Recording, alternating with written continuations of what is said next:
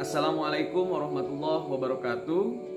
Perkenalkan, nama saya Erviansyah. Saya adalah pendamping sosial program Keluarga Harapan PKH Kabupaten Purwakarta. Saya bertugas di Desa Panyindangan, Kecamatan Sukatani, Kabupaten Purwakarta, Provinsi Jawa Barat.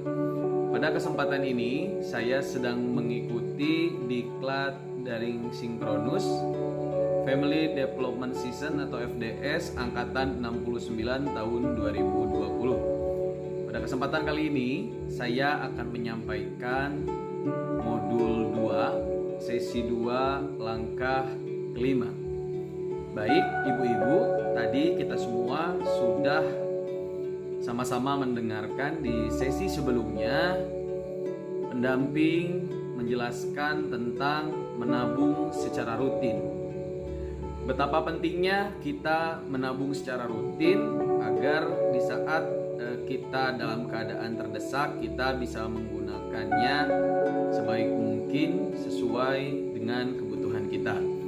Saya akan melanjutkan ke materi selanjutnya, yaitu memilih cara dan tempat menabung. Baik ibu-ibu, menabung memang merupakan tantangan yang berat, apalagi jika kita tidak memiliki pendapatan yang tetap.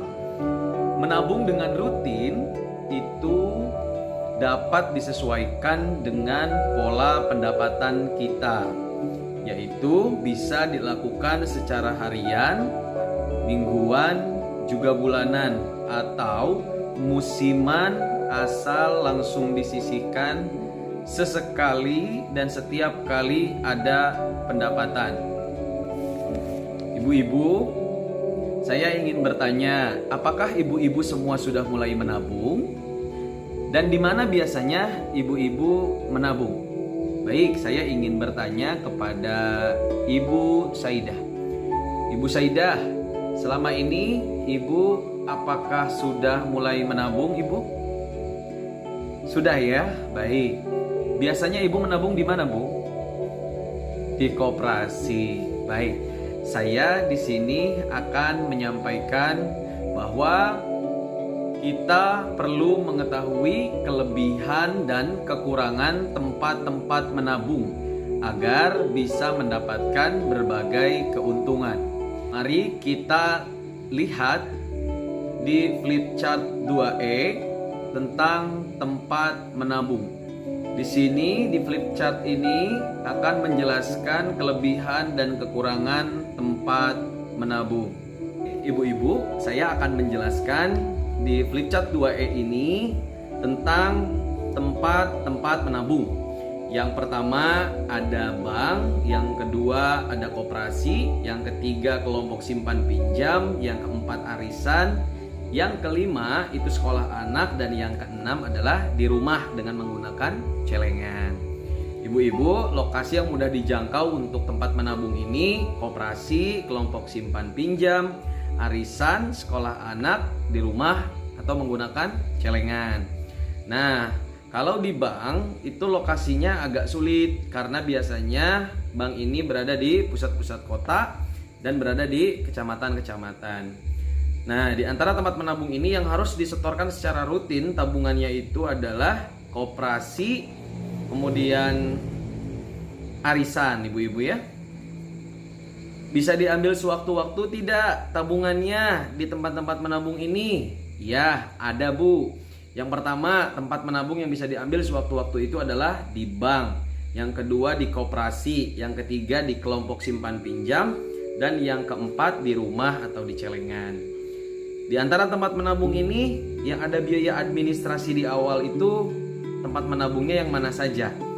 Yang pertama, yang ada biaya administrasi untuk menabung di awal itu adalah di bank. Tentu ya, Bu, kalau di bank itu biasanya ada biaya administrasinya.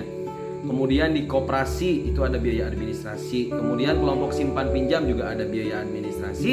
Dan di sekolah anak untuk menabung juga ada biaya administrasi. Nah, kemudian kita lanjutkan. Tempat menabung yang mendapatkan bunga atau sisa hasil usaha itu yang pertama bank, yang kedua koperasi, dan yang ketiga itu yang mendapatkan SHU atau bunga itu adalah di sekolah anak. Nah, sekarang kita akan bahas yang terakhir, tempat menabung yang resikonya tinggi ya Bu, atau rentan untuk dicuri uang tabungan ibu-ibu ya. Yang pertama di kelompok simpan pinjam. Itu agak rentan ya Bu untuk dicuri karena biasanya pengurus bisa saja membawa lari uang ibu-ibu semua. Kemudian arisan juga riskan dicuri Bu. Resikonya juga riskan untuk dicuri karena biasanya bisa saja dibawa lari oleh pengurusnya. Kemudian yang ada resiko dicuri itu adalah di rumah atau di celengan ya. Nah, ibu-ibu, apakah semuanya sudah mengerti dan memahami tempat-tempat menabung dan kelebihan serta kekurangannya?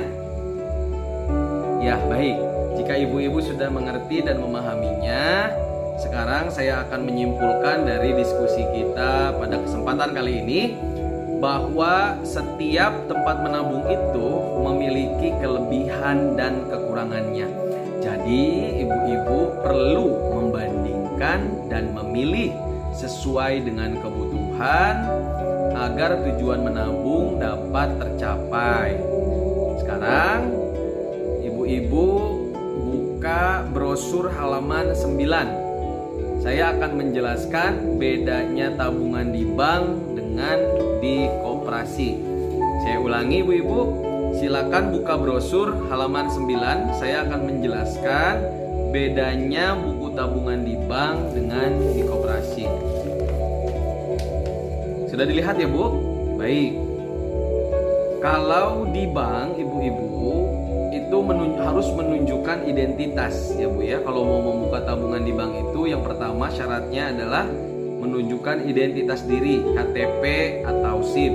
Yang kedua, mengisi formulir yang disediakan oleh pihak bank. Yang ketiga, membayar setoran awal minimal. Nah, ini di bank ya Bu ya. Kalau mau membuka tabungan di bank syaratnya itu demikian yang tadi saya sampaikan ya. Kemudian cara membuka tabungan di koperasi. Hampir sama Bu seperti bank koperasi, menunjukkan identitas diri, KTP, SIM, KK dan lainnya. Kemudian mengisi formulir keanggotaan. Kemudian membayar simpanan pokok sekali selama menjadi anggota dan simpanan wajib bulanan atau tahunan yang jumlahnya ditentukan masing-masing koperasi. Jadi itu yang dapat saya sampaikan terkait tempat-tempat menabung. Semoga ada manfaatnya. Sekarang dilanjutkan oleh rekan saya. Waktu dan tempat saya persilakan. Assalamualaikum warahmatullahi wabarakatuh.